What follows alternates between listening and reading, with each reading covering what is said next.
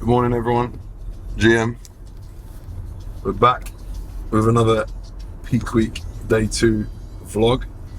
The list is out, man. So my nervousness from yesterday has jumped up a level. 36 competitors we've got. 35 plus me, plus little old me. I'm still excited, don't worry. I'm looking forward to it, man. There's some big names, which is what we need. I need to stand against these guys and test myself. So I got what I wished for. We're just on the way to the gym. I go to MI40 every morning to do my check-ins with Joe, to get my check-in shots, send them over to Joe, find out the POA for the day. My weight this morning was down again after the slightly increased fats yesterday, which is cool.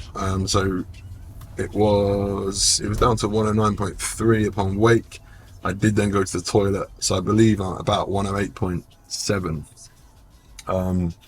So I'm intrigued to see what Joe says today, because now we've got some room. I'm very confident that tomorrow there'll be some carbs. Whether there'll be some today or not, I guess, remains to be seen. But we'll find out. So we'll get to the gym. We're just going to pick Bay up a little coffee, because she had to have it with almond milk this morning, which is never good. And then we will see what's going on, and I'll run you down the plan. So we'll see you in the posing spot.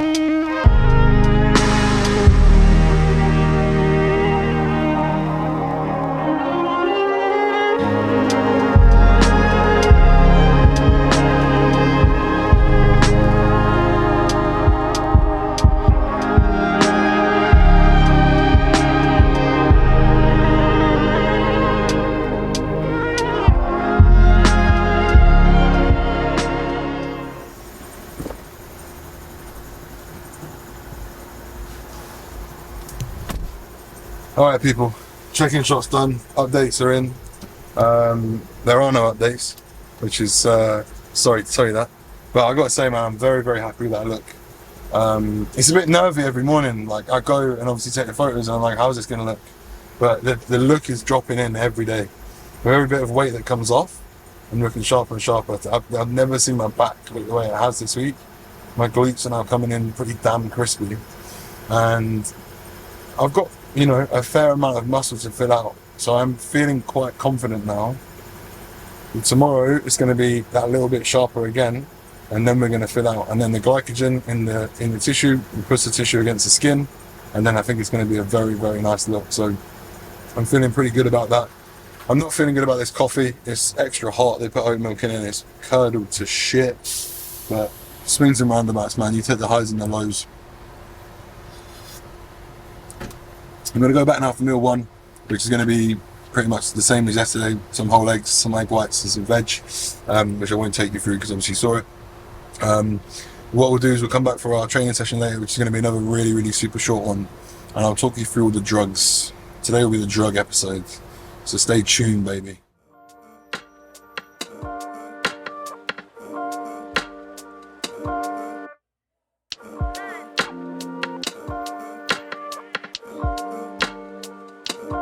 Alright man, we're not going to be here long. We've got 6 sets in total, and that's one of them.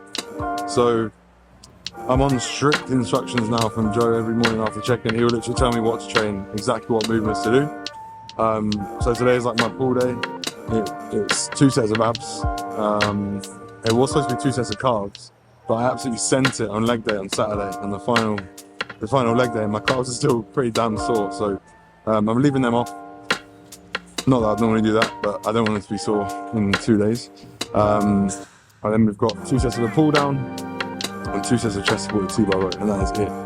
Everything is 4 to 5 reps from reserve, so I'm stopping really as soon as it gets hard, and all the rep ranges are 6 to 12. So we're not doing any high reps.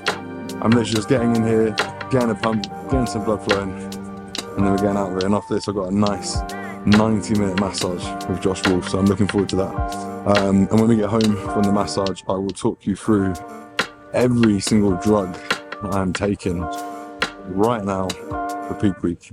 And it's a long old list, actually, so you'll look forward to that, I'm sure.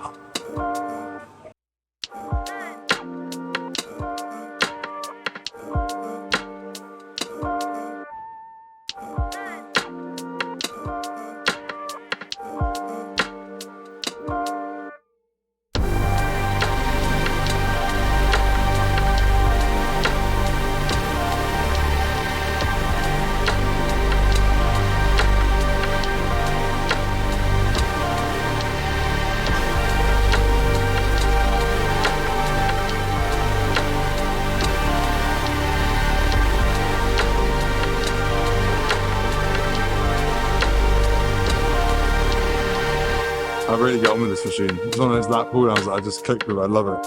I think often unilateral, almost always unilateral back work is better, but I connect so well with this throughout that whole range. It was beautiful. The only problem with it is the pins get in the way of each other. So I'm kind of loading it completely non-descriptively, but it is what it is, man.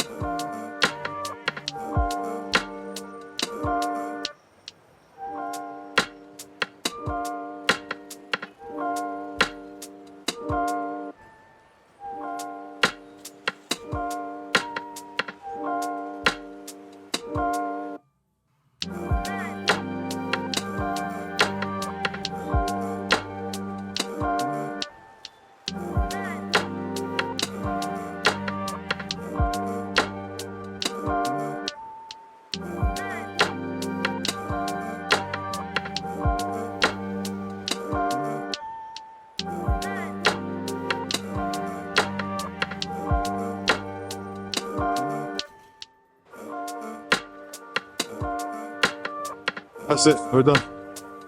Madness. Thought I should do more, but no. Follow the plan. Alright. Can't lie, I got a little pump. Got a little fat load pump.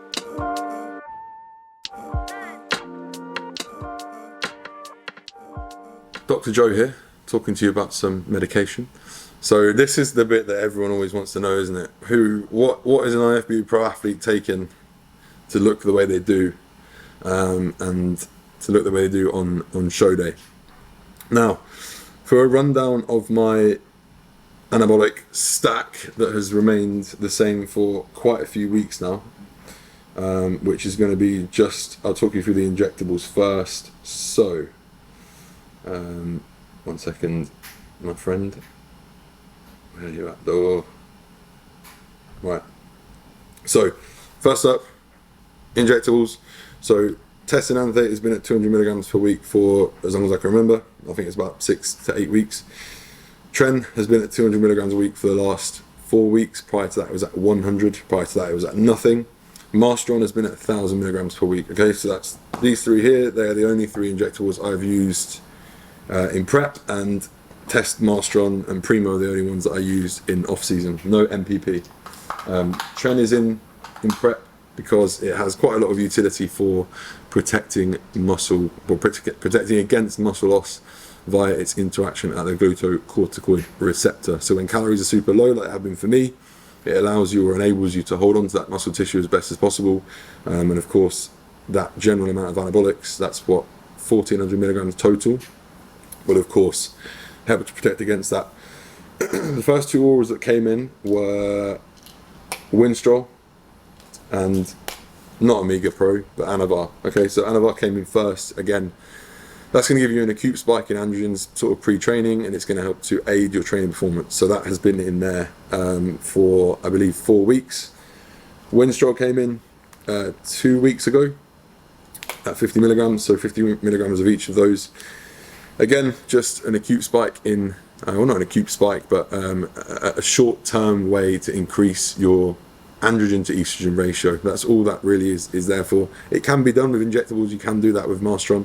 But if you've got a relatively short space of time to use it and to harden up the physique, making that shift from androgen or from estrogen to androgen is going to help you to shift water from extracellularly, aka above the muscle, to intracellularly into the muscle, and again, therefore give that hardening cosmetic effect. Let's go with fat loss next. So Clen T3 and T4 have been the same for like 3 months now. So 37.5 mcgs of T3, 100 mcgs of T4, and 120 mcgs of Clen. That will stay the same.